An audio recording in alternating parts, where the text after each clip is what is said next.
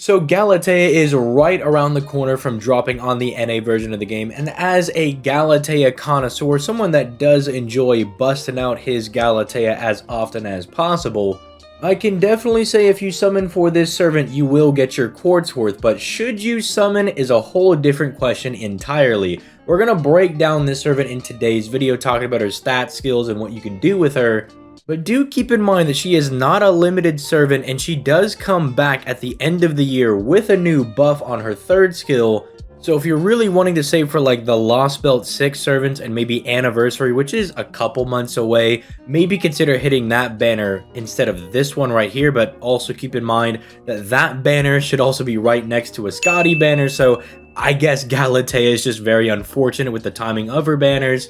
But I did want to get this out there at the very beginning of the video for those of you that are just like, should I summon for this servant or not? It's like, yes, she's really good, as we'll break down in the video, but she has other raid ups and there are very powerful servants around both of her raid ups, so kind of choose wisely.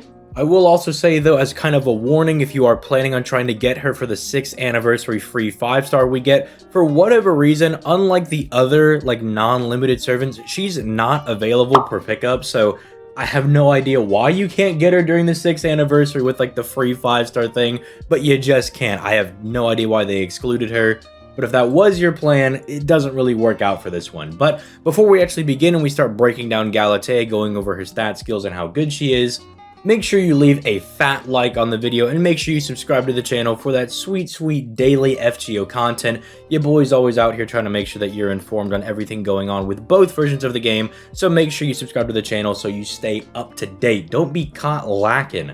Also, make sure you go follow my Twitch, which is linked down in the description down below, where I stream every weekday at 6 p.m. Eastern Standard Time, which is usually FGO and maybe Arc Nights on some Fridays. So if you particularly want to see me just have my brain get fried because I don't know where to place my dudes, that's also a really fun time. But with all that being said, let's go ahead and start diving into Galatea's kit, starting off with her hits. And look at that. A lot of you guys may have known that she is an arts single target berserker, much like our boy Vlad, who is already in the game, but she's rocking a triple buster deck. This actually will be very relevant when we talk about her third skill and how that got buffed, so do just kind of put a pin in that.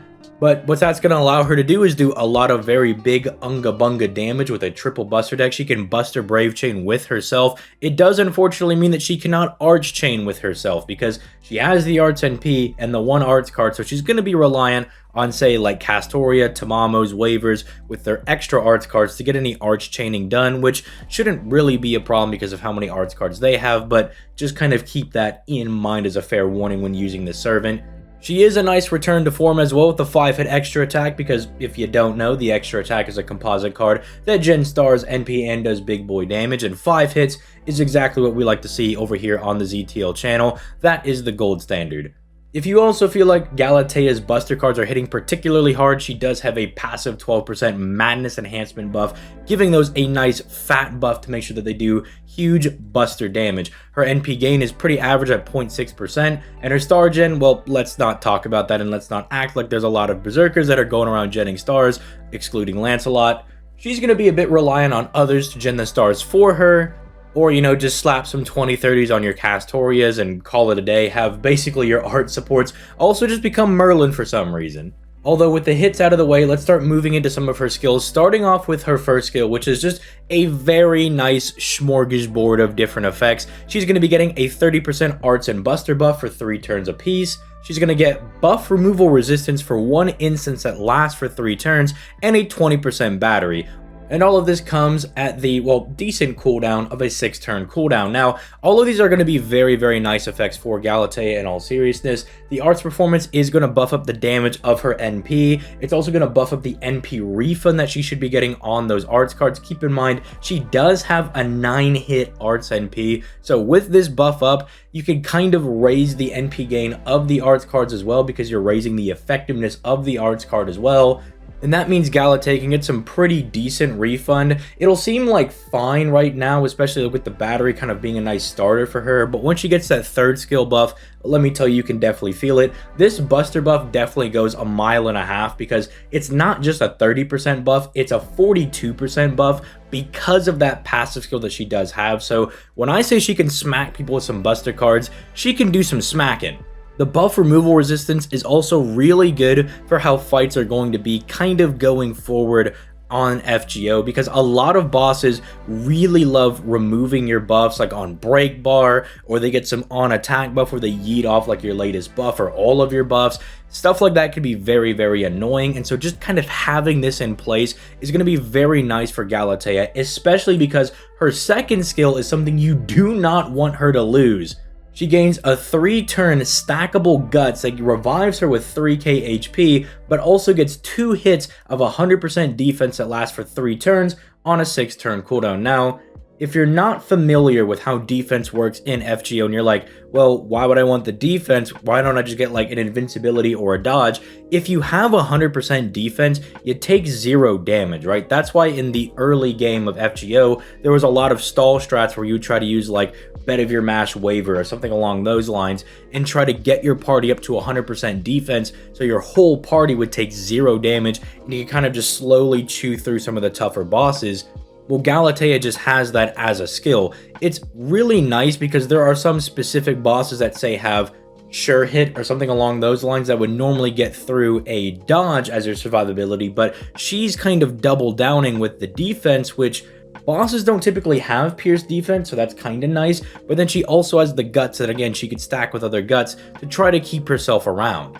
And I really like that they're kind of doubling down on the survivability with this servant, because it's like, yeah, she's a berserker. If she starts getting targeted and start taking hits, she's gonna die very, very quickly because they're super squishy. So she gets 2 free hits, and then after she starts getting just blasted by attacks, she at least has a focus sash so she can come back into the fight. I really like how this skill is designed. It does look like it's kind of ripe for a buff though, because you figure they might toss like one more thing on it, because the first skill and the third skill after its buff are really loaded. So this one kind of feels like it's not as impressive because you're like, oh, it's only doing 2 things. But trust me, it'll definitely get you across the finish line, especially in conjunction with Castoria giving her invincibility, solemn defense. Waiver also provides her more defensive damage cut for when the defensive buffs dry out.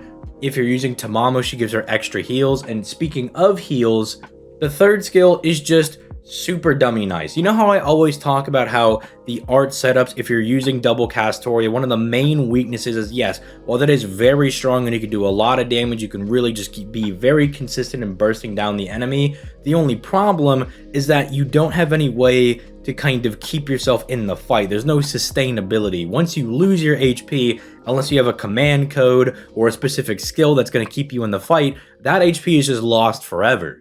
The nice thing about Galatea is that she heals the party at the end of every single turn for 2k, which is nice. She does that every turn for 3 turns, and then also cleanses the entire party's debuffs every single turn for 3 turns. So that's just a very nice thing of her doing like maintenance on the party. I found it to be real nice. The only weird thing is that it's like at the end of your turn, like right before the enemy attacks. So you could cleanse like a stun or something, and then you could just get re-stunned. So that could be a little bit awkward sometimes, but the healing is very nice because it gives you some sustainability, and for the most part the debuff cleanse is super nice. Now when this gets buffed later on this year, it's going to give herself an on attack buff that every time she attacks with one of her buster cards, she gets 10% NP back. So basically all of her buster cards become pseudo arts cards, which is really good because she has 3 of them, and you're going to be spamming those all over the place, and as you're spamming them, you're getting free NP back. And so it makes any consistency issues that she might have now a lot less prevalent in the future. I guess the final thing for us to talk about is the NP that she's got, and I really like it when art servants are built this way. She has the effect that whenever she fires her NP, she reduces the enemy's NP gauge by 1. I really like this on arts NPs because you're supposed to spam them, and what this basically says is as long as you're spamming the NP, your enemy's never firing theirs. So it's really, really nice for that. Especially because NP control is like the one thing that Castoria doesn't provide. If you use Tamamo, you do get it, but not a lot of people are using Tamamo for whatever reason.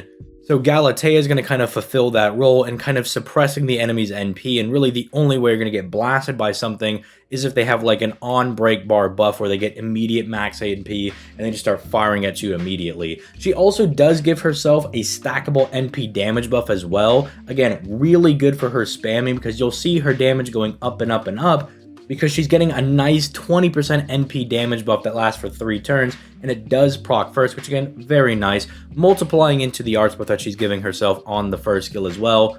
So even if you're not impressed with her starting damage, do keep in mind that every NP is going to get stronger and stronger with Galatea, and that's going to culminate in her third NP, where she's going to have a 60% NP damage buff, multiplying into that 30% arts buff, and maybe get a couple of cheeky buster crits in there at the very end if you have somebody to provide stars for you. So all in all, again, like I said at the beginning of the video, I think Galatea is good. I did not regret summoning for her on JP when I did. But would I have summoned for Galatea if I knew that like Morgan, Melusine, Koyenskaya, Oberon were all right around the corner? Probably not. I probably would have saved. And that's kind of the advice that I'm going to be giving my NA players. That she is really good and she's fun to use. I do love using her with like double Castoria because she fixes the problem of like no sustainability. The issue that I just mainly have with Galatea is that she's always around just really insane banners, because if you don't summon now, the next banner comes at the end of the year, which is nice. It gives you a lot of time to save up, but then you might want to summon for Scotty, or you might want to summon for Izumo or Ryoma Lancer or someone like that, who are all coming out around her at the end of the year. So it's kind of like you gotta pick your battles, or just hope that you randomly get Galatea on a banner. Again, not really sure why she's not available for like the 6th year anniversary free 5-star thing. I don't know why you can't just pick her up there. She's a non-limited 5-star. Yeah, I get she's new, but come on, cut us a little bit of slack. Let us pick Galatea if they want Galatea. So it's a bit unfortunate, but in consensus, she's very, very good. If you've already got like Vlad, you don't really need to pick her up. But then again, using Galatea just feels nicer than Vlad, because who wants to use a crusty, dusty vampire when I could use my cute automaton GF over here? Well, with all that being said, I'm going to go ahead and get out of here. You guys have yourselves a nice day. Peace, late guys.